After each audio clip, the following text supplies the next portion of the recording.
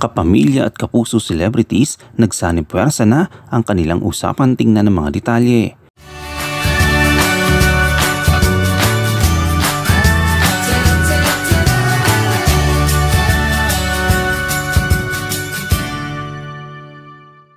Natuwa ang mga fans ng dalawang kapamilya at kapuso star na ito kaugnay sa kanilang proyekto na pinagsamahan.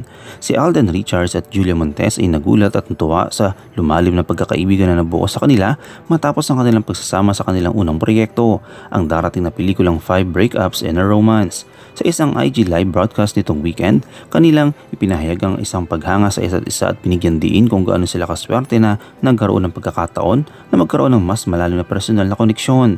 Sa pahayag ni Alden, sa dami ko pong nakatrabaho and sa dami ko na pong naging projects, itong si Julia Montes ay talaga namang remarkable dahil hindi lang siya napakausay na aktres. Mas lamang sa akin yung pagkatao niya, kaya yung opportunity na makilala, not even mga makatrabaho kasi yung trabaho bonus na sa akin. Yung mga sekreto naming dalawa at yung mga napag-usapan namin sa journey na ito, sobrang fulfilling siya in all aspects sa trabaho at sa buhay. Sumang-ayon si Julia sa kanyang leading man at binanggit na ang kanilang pagkakaibigan ay nagsilbing pinakamahalagang bahagi ng kanilang pagsasama. Ayon kay Julia Montes, ito yung first project na sobra kong na-enjoy and ang daming learnings, yung bit-bit after work, alam mong mayroon kang mga kaibigan at isa ka na doon. Sa mga umiidolo kay Alden, alam ko na po kung bakit nyo idolo si Alden, talaga namang deserving. Binalikan din nila ang bahagi ng pelikula na kamakailan lang ibinahagi sa kanilang mga fans sa social media. Ipinakita nila ang eksena sa pagtutunggali ay naisagawa ng mismong unang araw ng kanilang pag-shoot.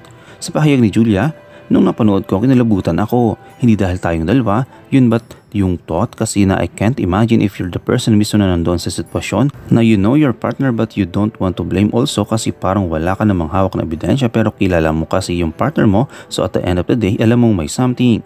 Binanggit ni Alden na ang pagkakasunod ng eksena ay yun ang araw na naging kapakipanabang dahil ang kanilang unang kaba at di pagkakasunduan ay naglaro para sa kanilang kikabubuti. Sa kanyang dagdag na pahayag, parang as a sensitive actors as we are, yung moment na yun we use it to our advantage para mapaganda yung eksenang ginawa namin. Kasi si Jules parang hindi ko pa masyadong kilala at that time, so I was easily offended with the words you were throwing at me. Kasi kung ginawa natin na sobrang lalim na lang ang pagkakakilala natin sa isa't isa, parang ang hirap masaktan kapag sa'yo galing. I had no idea na lalabas siya, nakaka-tense din. Slowly parang mas nadagdagan yung excitement ko after that leaked video and the scene drop as we see the feedback of our audience. In reality po, patikim lang po talaga ito.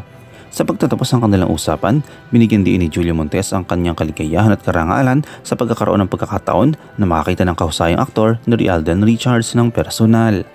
Anong iyong komento kaugnay dito? Shoutout tayo kay Nilda Reyes, kay Rich de Guzman at kay Perla Cruz.